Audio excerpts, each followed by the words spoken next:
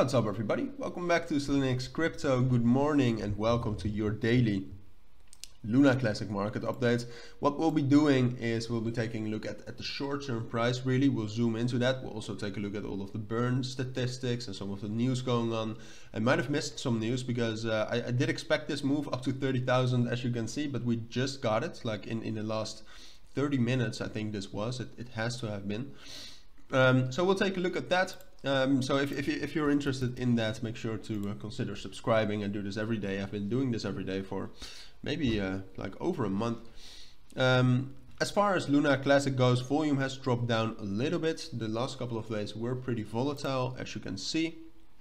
That had some great effects on the burn rate. As you can see, we've almost burned through 5.5 billion Luna Classic, which I mean, it's not a lot compared to the total supply, right? But it's still, I think it's great. I think it's great that we're burning through something, and you can see that the burn tax has been growing. Today I expect it to be a little bit less, but it's still going to be higher than 5 days ago when it was at its all-time low. In total, we've burned through about 18.4 billion. Most of it coming from Binance. Monday burns, they burn like 0.1% of the transaction fees every Monday in Luna Classic. So that's this one. That has been a great one. But I think over time, I think like in the next months, the burn tax is actually going to go over Binance, because Binance will not do it indefinitely, obviously. But yeah, so that's enough about the burn. I mean, let me know if I missed some news, because a spike like this usually doesn't happen without news. All right, so if we really got some very bullish news, then I expect us to break above 30,000 and get up to at least 31,000. Now, if we could break 31,000, really depends on the news, and I'm kind of yeah. I mean, I'm just going to look up if there's some Luna Classic news, because it's otherwise it's. Otherwise, this is not nice to do, right? Yeah, it's always hard to find Luna Classic news like immediately.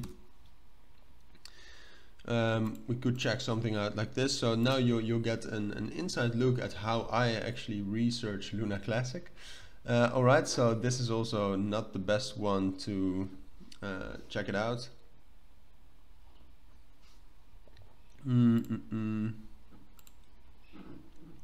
All right, it doesn't seem.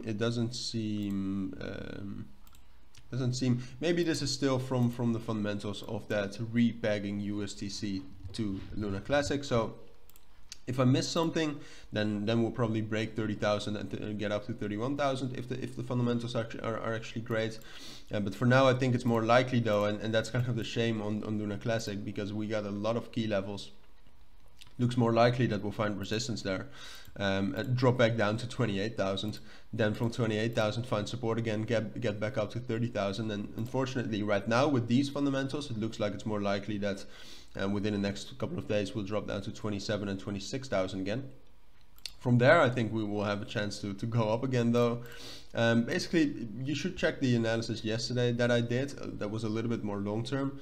But basically the main thing with Luna Classic is that we're stuck, right? We're stuck between 31,500 and 27,000, and we're moving only based off of fundamentals and sentiment, and then we're following the technicals to actually see that. So the only thing you should worry about on the long term is either breaking below 26,500 or breaking above 31,500. Both will be fueled by fundamentals. So if you're trading Luna Classic, the one thing to keep an eye on is the fundamentals. So with fundamentals, I mean news, like proposals, burn rates, that kind of thing. So yeah, so what I expect right now with the knowledge I have right now, I mean, if I missed any news, I mean, as I said, if there's any good news I don't know about, we're breaking 30,000, getting up to 31,500.